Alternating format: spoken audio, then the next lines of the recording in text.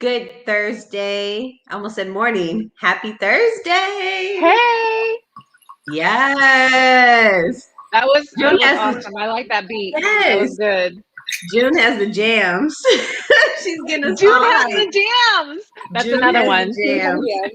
Heck yes. I'm so excited to be back with you ladies. I know. Missed you last guys. week. Yeah. Oh yeah, we missed you. It was a great show with Kevin. I saw, I gotta rewatch it. You do. I know gems were dropped. And it the mic was dropped for sure. You, though. Yeah, it wasn't fine. I'll be back. I try and be back. I didn't want to mess up anybody's flow, especially with the career hustle and flow vibe. It's the last thing I needed. So today we have a super special guest. Carmen Drummond is going to drop some major gems. And I'm super excited because she's going to give us the military edition. She's going to let us know how to find your diversity, leverage it, and own it. And I just can't wait. So can we bring her up? You want to introduce yourself? I didn't. Hey. It's been a minute. It's been a week. So that's why. Hi, Maria. Hey, Maria. My bad. My name is Jessica Williams. I am your resume finesser and job snatcher. I'm super excited to be back and just feel this energy of everyone today. So needed. Carmen is the bomb. Wow. You're absolutely right. Carmen is great. June, I'm going to let you introduce yourself. Okay. I want to say shout out to Cassie. Yes. I'm on the show too, Cassie. My name is June Coloriso.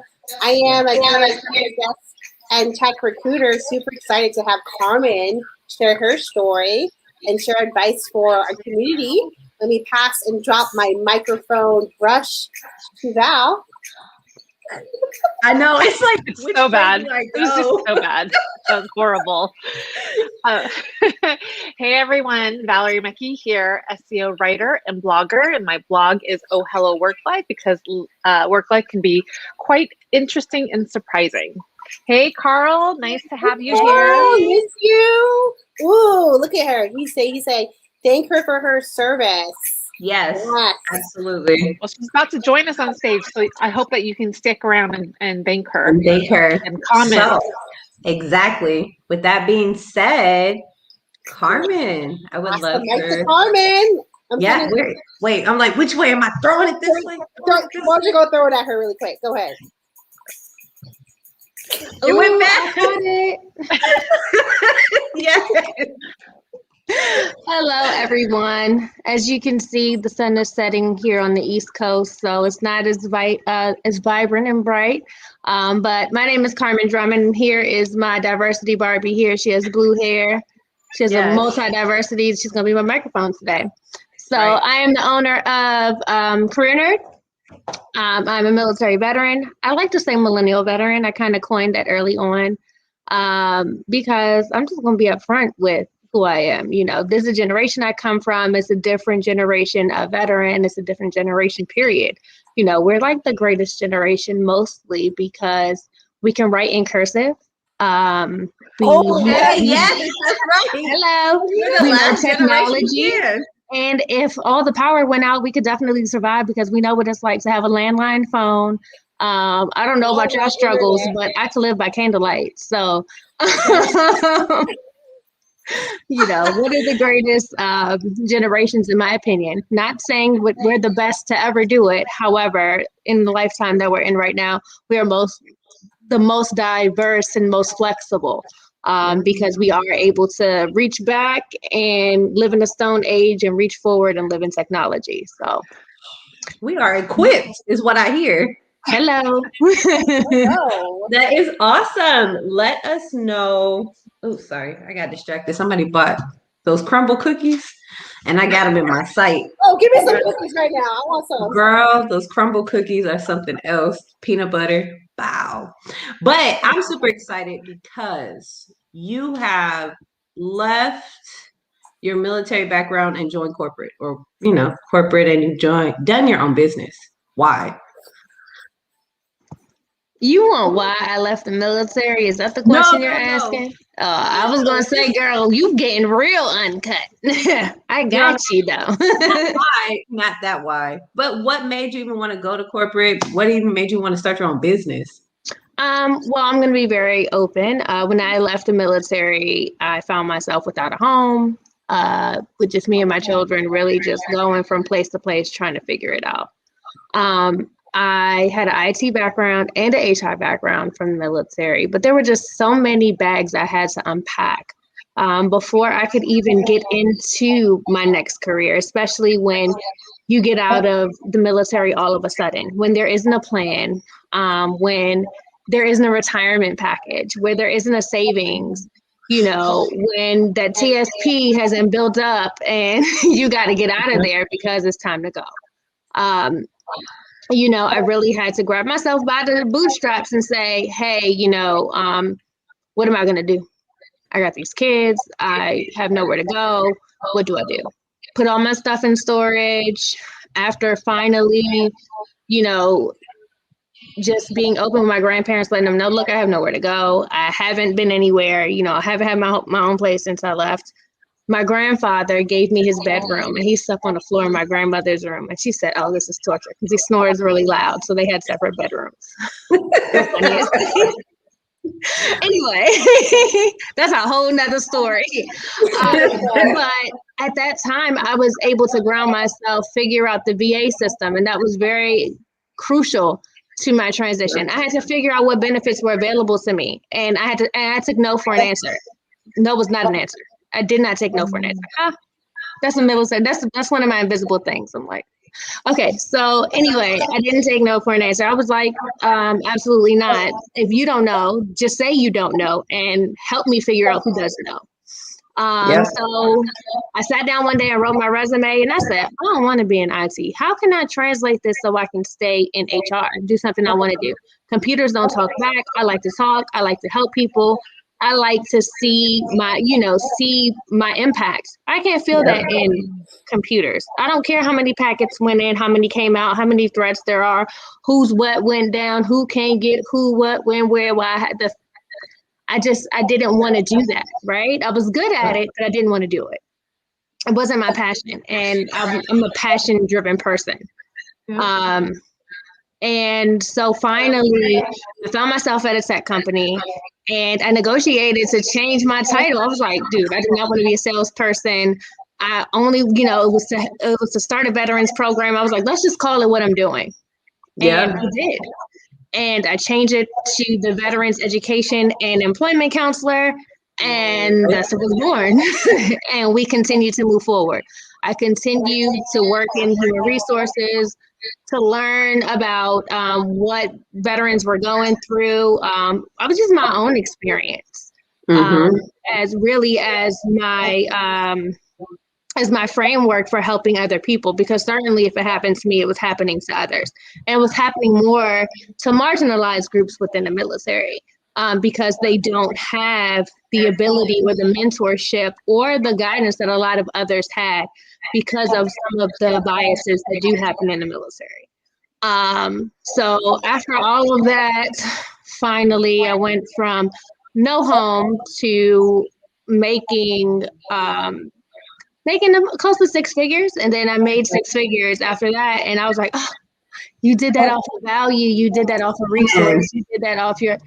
And then after I left that company, I said, I'm going to do it for myself. I'm going to help other people because I don't like people telling me, no, we can't help this person. What do you mean we can't help them? I'm showing you there's a clear way to help this person. Well, we don't want to help this person because they don't fit the brand or they don't fit whatever. They can't get the most money out of the situation. And I'm like, yeah, I have a big heart. I can't do that. I'd rather just do something and figure something out on how to help people than to just show them the door. So Right. I always found myself getting in trouble working later, like, all right, this is what you do. Let me tell you what you do. If you do it like this, you say this, you're going to get this answer. So just do it. And then they'll come and they'll say this, and then they'll look at me. No, don't look at me. Look at me. Be discreet. Be discreet. Right. So I really just found myself in that. And I continued to just continuously learn. I wanted to know more. I always want to know more. And when things start to, I like to learn things before they start trending, right? Yep. So like, let's say with diversity and inclusion, before there was a diversity and inclusion thing, I was already doing it. You know, there were already people like me. I'm a multi-diverse person. I was already thinking, why there aren't an abundance of Latinas? Why there aren't a lot of women of color? Why is it so hard for veterans? Why every time I say I'm a veteran, you say, oh, do you have PTSD? First of all, HIPAA. Second of all, none of your business. Right. So it just, you know that Instagram, the Instagram sound. Yes, literally me every time. And so finally, I was just able to say in meetings or workshops, and I would always bring up PTSD because it was always that question hanging in the back of everybody's mind.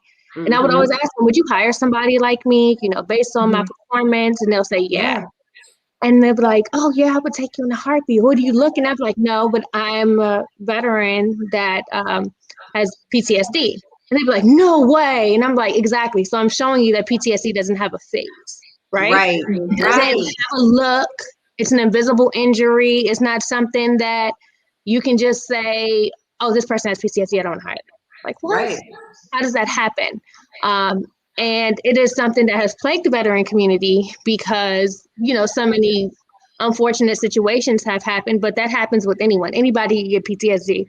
You can have PTSD from, you know, child labor, from a bad childbirthing experience. You can have PTSD. Yeah. Girl, we got PTSD from this panini. From the pandemic. This panini put us all on PTSD. The whole globe has PTSD, okay? Yeah. Everyone on this planet. Yeah. Right?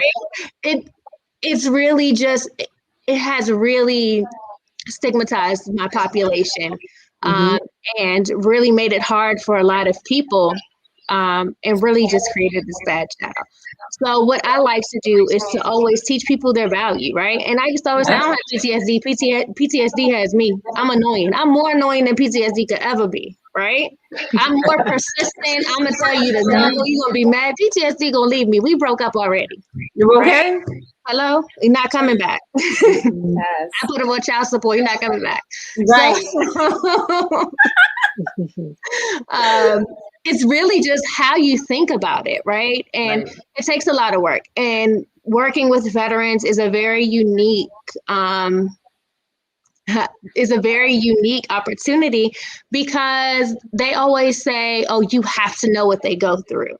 And yeah, to some extent, you would want to have some sort of idea, but everybody's situation is different.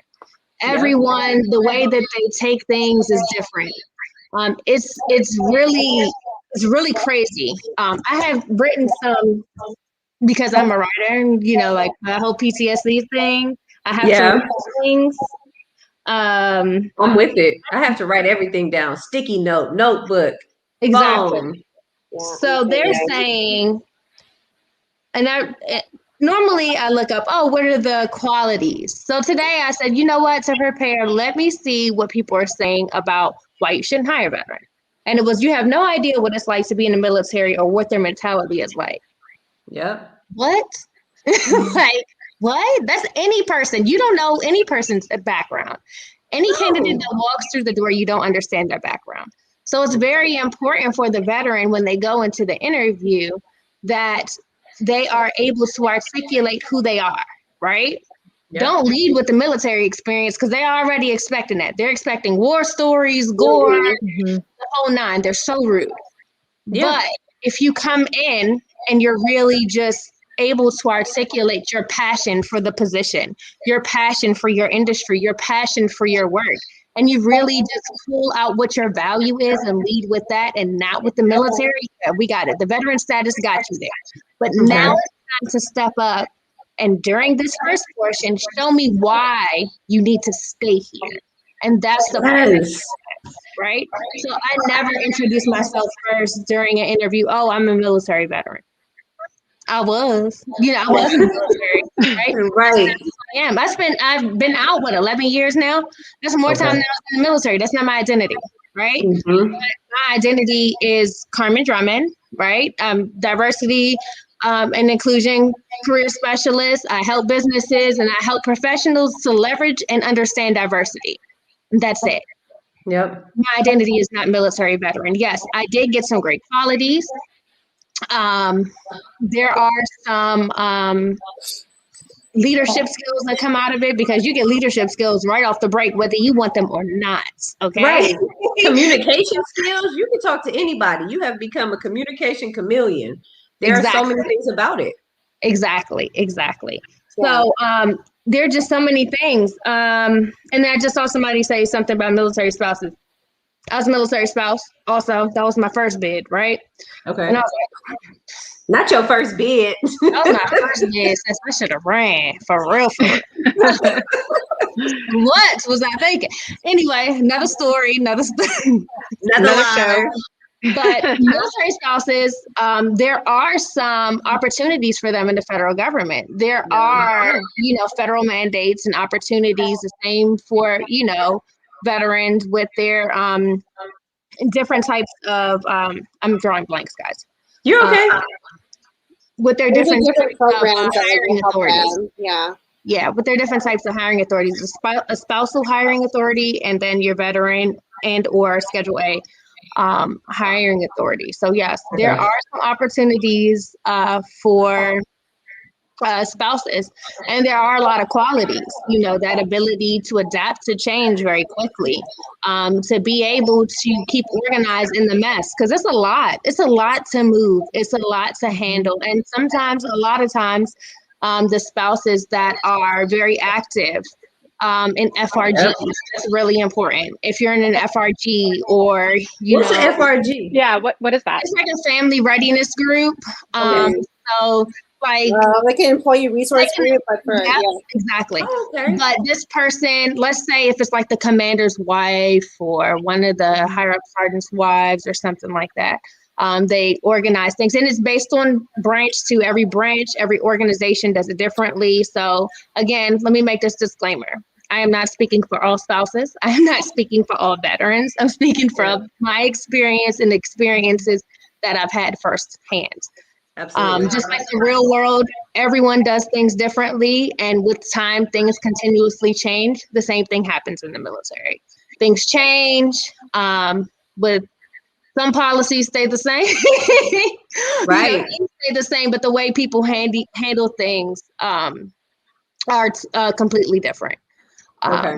But with military spouses, having those additional responsibilities and being able to be flexible are definitely values, high qualities that should be highlighted, should be discussed, and should be put out there on their resumes, if that's the case. Now, don't put on there that you was like the babysitter or something like that. I realized, saw that it was a babysitter to their own kids. That's not okay.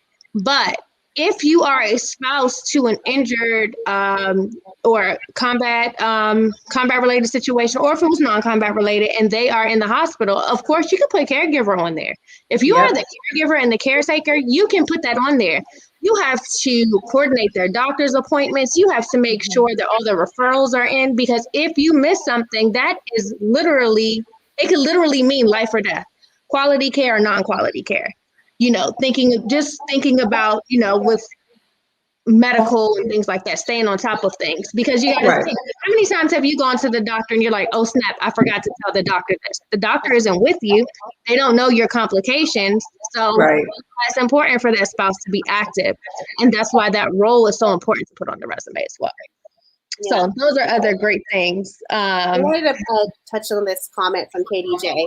He said, Carmen, you are more than a former veteran. And I love how you said that when you're going into an interview, you're not leading as a veteran. leading with your own personal brand, leveraging your transferable skills that you've picked up in the military. So what is your biggest advice for people transitioning? And I'm married to a veteran. He's a Navy veteran, and I met him when he actually transitioned out. And he had some challenges, really transitioning back into the civilian world. Mm-hmm. And he mentioned that there was not enough programs that he was aware of that helped him with that transition. So what are your biggest 3 tips for people that are transitioning from the military to understand how they can leverage their transferable skills into the corporate world? Well, the first thing I would say is for them to understand what they bring to the table, right? So we know the leadership piece, discipline. Be careful with saying attention to detail because people really hang on to that, right? Yeah. You're highlighting your ability to perform under pressure. A lot of people cannot do that. Now when you see that in a position description, it could be a red flag for a toxic environment. However, but if it's an environment that I do not recommend people doing this. I do not recommend people jumping into toxic situations. However, I do not. If I see ability to work under pressure, I'm gone. I'm out of here. I'm gone. That means you're going to bother me. And right. That means you're going to throw something on me on Monday, telling about COB Monday. Mm-hmm. What's that? And it's okay every now and then, but when it becomes a cultural habit, that's the issue. But that's a whole nother conversation. Wait, Carmen, what's COB? Close business. What? Close business. Oh, I don't know. Oh, you're so funny. He's a corporate survivor. I know, right? But also their ability to meet deadlines. That's super important to highlight, right? The other thing is network. Use your network, and not your military network. Oh, we know don't use your military network. Not right off the bat. Everybody wants to do that first. Oh, I ran to my sergeant major. It starts there and it stops there. And sergeant major ain't helping you get this job, right? They're not helping you do this. They're not helping you network with new people on social, at meetups, wherever, however you need to do it. You meet up with them. Even if it's something as simple as here on LinkedIn, you type in Amazon military recruiter. Yes. Jump on Clubhouse. Right? Jump on Clubhouse. Get into those rooms. We're all in those rooms, right? We're all talking about these things. Jump into Clubhouse. Pitch yourself. Get feedback from people. Hear what people have to say. Show your value. People will refer you. But when you go to the people that are your first line, it's going to stop there. You got to remember, they're still in the military. They're also trying to run their units, or they're also trying to. We want to make sure that we're keeping it going. And you should not be starting when you get out. You should be starting somewhere 90 days before.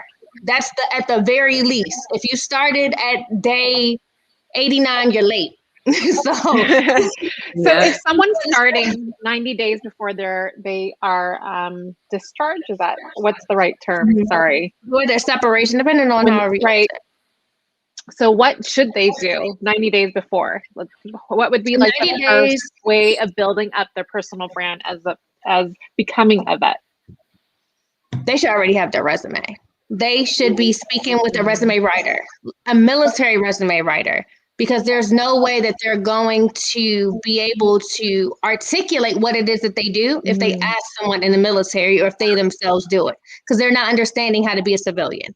Right? They're going to need a civilian that is familiar with transition, someone who understands what the terminology is and can translate it into whichever industry they're trying to go into. Because we know that there are key words that fit into corporate, that fit into project management, IT, but they don't translate the same. They don't. Right. So depending on the industry you want to get in, you need to speak with someone who is able to speak the military jargon and the industry jargon at the same time. Show your value. You basically need some sort of like a translator. Yeah, you can take this work and then what it is, and no shade to the career coaches that are all in career readiness programs that are on base. They try their best, right? Yeah, but sometimes it's more. Like when I got separated from the military, I was like, what the hell is this? Right. I gave them, what is that? My resume looked like trash. Okay. And they let me go. They told me it was A1, right? Right. Because they don't know. Wait, this is like, are you talking about like the in-house career programs? So when you leave your separations, like your SEPs and TAPs or something like that, you have to go through an out processing process. And one of the checks is like you go and you learn about VA benefits, which is also hogwash. Then you go through the resume writing. You got to show your resume, and it's just a check in the box, right? There is some value. There's not. Don't beat me up, y'all. Don't beat me up. We don't need the extra comments here. No, I'm not saying y'all. I'm saying the people in the comments. I'm not trying to. I'm just being real. I'm saying what other people will not say. Yeah. Right. Or what we say behind closed doors to other veterans. I'm having this conversation with you. It's like you're talking like first on your own experience too. Yeah. Yeah. It was trash. I'm not gonna lie. I never want to see the Soldier Support Center again. Okay. Yeah. And that's real. But I also think for people in general, like they don't tend to think that it's like good to, it's not good, but like worthy to invest in themselves and hiring a career coach or a resume writer, right? In general, I think it's hard for people to think like, how can I spend money when I'm looking for a job? Which is like probably the wrong way to come about it, right?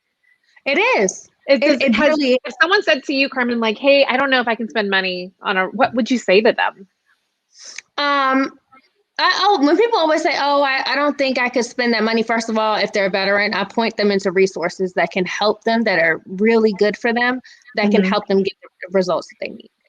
And if they say that to me, I'll say, okay, well, what is your minimum income requirement, to live? And I'll look at their resume and I'll say, well, this isn't going to get you there. So if you're not willing to spend the extra $200 or $300, $400, whatever package you decide to purchase for a no less than 12,000 salary increase, then I'm not your person, right? Because what I'm going to give you is going to elevate you. It's going to take you from whatever, lower level position that you're in and take you into something that's aligned to where you need to go, that's going to pay you more money. Because one thing I'm not going to do is put myself in a situation to not elevate you, right? Because that's my brand. My brand is to elevate people. My brand is to make sure you're getting the coin that we're chasing. Right. I'm not going to not align you properly. Now, are you going to make six figures right away from 50,000? No, we might get lucky. However, the plan that we put together and the documents, your resume is a living document. It's not something that dies after you write it. It's living. It's evolving. It continues to grow. And if you don't know what you're doing, you'll mess the whole thing up. You'll mess up a whole resume if you don't know what you're doing. So being able to understand that value and educating your client, there's no way that they couldn't see the value. And one thing that I always tell my clients is, I'm not providing you just with the service. We're going to do the work together. I'm going to teach you, because if I do not provide you with the knowledge that you need to articulate what this resume is saying, what your LinkedIn is saying, what your professional brand is saying, then I have failed you. Because that's like, I have failed you. So if you walk away and you can't read this, or you don't know how I came up with this, or why I said it, or what resources I used, then I failed you. And I failed as, a diversity specialist, because part of being a diversity specialist is making sure that the marginalized groups understand their value, not just giving them the value. So it's super duper important that I give them that knowledge. And I'm like, I'm giving you education and service at the same time. You're about to be unstoppable. Really? Come on. Right. Carmen. Carmen, this is actually Taurus. He was a friend of mine, and he's also active duty. He has a question. With so many companies being open to hiring military personnel nowadays, how do you determine if it is toxic situation when you're applying for positions? Should you only apply for companies that welcome military on their web pages and home pages? So here's what I look at. And you can't always tell toxicity from a PD, position description, or a job description. Some of the language that they use could be regurgitated language from another position description they got from Indeed, right? It could just be a trash position description. But Part of it is to network with the people who work there. If you already have that concern about the company, talk to the people who work there. They might say, oh yeah, great company. If they ignore you, you can say, oh, maybe they just think I'm being weird, or it could just be a trash company, right? Right. Another thing is to check the reviews. Check the reviews. I'm not afraid to check reviews. I check reviews. I want to see what you're saying. I can see what a company is writing about themselves on a review. I'm on Yelp enough, right?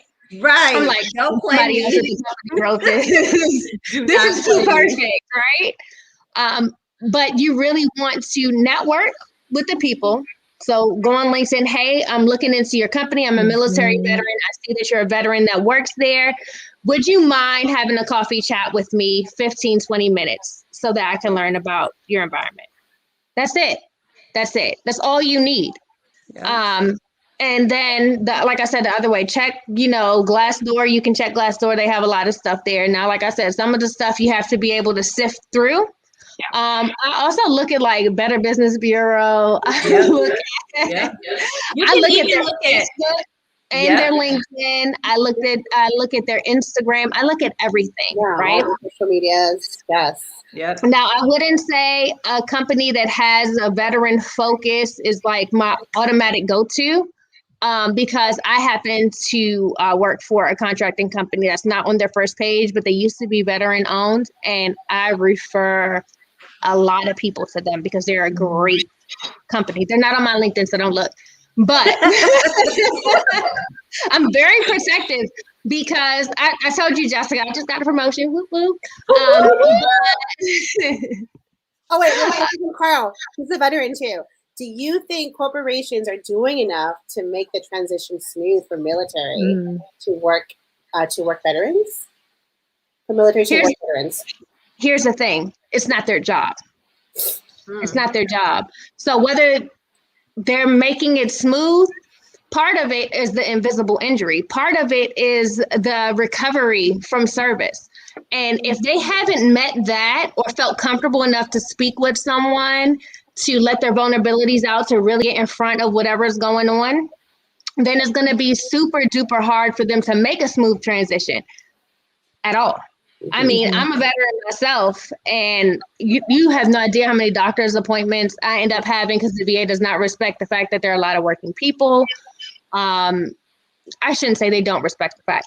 There aren't available appointments after work hours. Right. So people who have jobs and they have multiple appointments in a day either have to miss a whole day or they don't have access to a facility close enough to them. So I would say companies do the best that they can with the knowledge that they have, and they're leaning in an area that a lot of people are in, or a lot of companies are not equipped to handle. Carmen, you didn't have to come on here and drop this mic like that. Just I feel like I'm several. I feel like I'm all over the place. Oh, wait, Carl says, yes, I experienced invisible trauma and being vulnerable about it has gotten me to where I am now.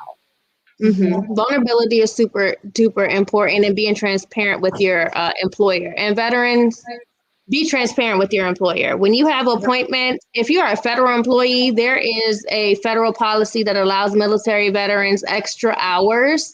So on top of your already vacation and sick hours, you get additional hours if you're 30% or more to handle those VA appointments. So there are other resources that are available to you. And you can also negotiate that when you're going into the job as another negotiation and say, look, I'm a veteran. I came in a veteran. I'm going through the VA process. Can I negotiate extra sick time? Yep. You can do that. Absolutely. Yes, you came in and dropped some gems. I'm like, okay, that's how you drop a mic. So I know we're getting close to our wrap-up time. We probably went over our wrap-up time. So I would love to ask you, what song hypes you up? How do you get Carmen's day going? Yeah. And be like, it's the thuggish one. Yeah. Like I said earlier, it's a playlist. I feel like it's a playlist. It really depends on my mood. I can put on some dance hall or something, or I can, Let's say it's a Monday. What do you get? How do you get going on a Monday? Start your week off. Barely. I don't know. Ask me on a Monday. I'll text you on Monday. Okay. I'm gonna be like, what you listening to? Girl. Mondays normally start like. Right. Taurus likes that song. I know, I'm telling you, it's the anthem. I just told my age, but it's the anthem. Oh, I mean, we just said that we are from like the best one of the best generations. Yes, we really are. We're a diverse group. We can write cursive. Exactly. Yeah. I can use TI 83. Ooh. You don't know nothing about a graphing calendar. Jesus, calculator. Yeah. Obviously, I don't know about it either. Shut up. Valerie, will you ask the flow state question? Because you always so good at it. So much better. All right, Carmen. So can you share with us when you are in a state of flow? Now, it could be creative, it could be in a workflow. Can you help describe what that is and what that looks like for you? I get a lot of my creativity from the things around me.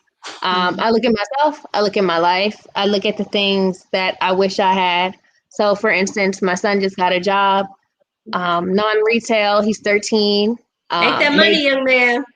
Makes more than the national minimum wage. Makes $30 an hour at 13. Like, it's ridiculous. Non-retail. At 13? At 13. $30 an hour. Oh at 13. I'm not like $6.75 an hour. And it's a non-resale job. And I was like, if he got that through networking, right? He got that opportunity. Wait a minute. That's his mama. She taught him how to network. Daddy. That wasn't even me. That was Daddy. Daddy came home and was like, your son wanted a job. We got him a job. And I was like, okay. So, I started writing the resume, and it's things like that that lead a lot of my programs. So I don't know if you guys recently saw my LinkedIn. I'm dropping a young entrepreneurs program for ages 13 to 18 to really teach them how to utilize their academic success. That you want to be on Discord, you want to be on all this other kind of stuff. You can grab those numbers. You started at 0. What is your engagement at now? How do we pull these numbers? How do we make them work for you? Because you're not going to be on here playing around on Canva, making stuff for YouTube, and you're not adding that as professional experience. Oh my God. I love that. I just your post. Personal experiences, and that's where my creativity comes from. My family, my kids, and the people around me. I like to create solutions for people that are creative, that are different, that wow the moment. Okay. I know I'm going to share it once I see it. I saw June was trying to pull up. I'm trying to pull up your post. It was yesterday's post. Because of my son. It starts because of my son. Oh, it might be LinkedIn. I can see you doing going to middle schools, Carmen, and doing workshops for that. Yeah. I'm trying to get into to do that because it's something that's not taught in schools, right? It's not something that they taught us. It's not something that they teach in schools. They taught my sister how to write a resume, and it was trash. And she was like, I got an A on this. I was like, on this? Hold on. No. You said this is school? She said, yeah, I got an A. I was like, oh, bless these children. And the teachers who are teaching them. But, that's not their expertise. That's not their lane. The English teacher should not be teaching someone how to write a resume because the language is different. So, there are just so many different things that come when you provide outside services into education fields. So. Absolutely. Carmen, you did not have to drop the mic like that. I'm going to continue to say that. I'm going to text you tomorrow and say that. Okay. I want, before we close out, leave us with 2 gems for military vets. Okay. So the first thing is do your research. Understand what companies are for you. Amazon has a great military program. They have apprenticeship programs. Deloitte, Booz Allen, a lot of those contracting companies are very military focused, military forward. Connect with the military sourcing recruiters, with the program managers. Connect with them and let them know what value you bring, not just, oh, I'm a veteran looking for a job. Okay, veteran looking for a job, there's a million of you. Right. It shouldn't stop there.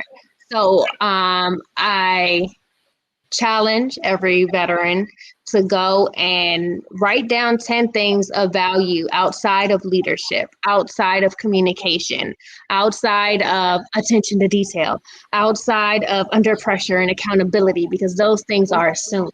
What else do you bring to the table? So find 10 things that you can bring to the table.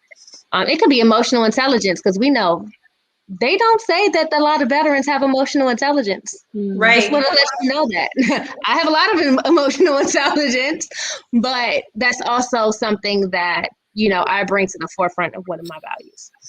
The other thing that I would say is to be vulnerable.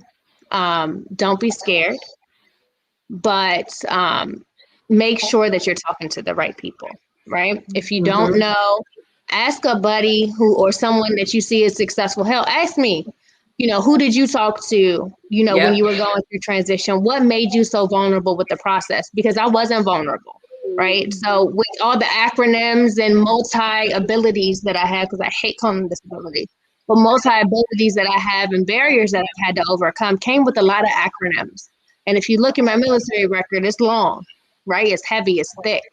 But a lot of that came with pain and time and recovery and a lot of things that I'm not afraid to talk about. We ain't got enough time to talk about. I can't unpack all of that. Right. Having someone who understands that and who is able to pull the value out of that is so super important. So I would say find someone you trust, that you can be vulnerable with, that you know can understand and will not judge you. I don't judge nobody. When I tell you, I'm into the thick of it, it was me. Oh, arrogance. If someone wanted to get in contact with you, what's the best way to reach you? You can connect with me on LinkedIn. You can connect with me on Instagram. Okay, so I do have a social media team. So if you want to talk to Mimi, you can send me a message at just Carmen XO. That's my personal. And then you can reach me in my email, cdrummond@careernerdonline.com.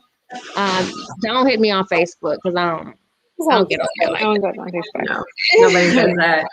You definitely came and dropped the mic today, and I cannot thank you enough. It was appreciated, and I know everybody got tons of gems. The mic was dropped. I was sitting here like, okay, well, if you didn't bring your pen and paper, I'm sorry for you. Yes. You can watch the replay. Yeah, you can watch the replay. If ever you need anything, guys, you know I'm here for you. More than happy to help any professional business or even career coach help understand the population, because we need a lot of help. That's a beautiful thing. Thank you so much again. You're welcome. Thank you. Bye, everyone. Let me go tell my kids.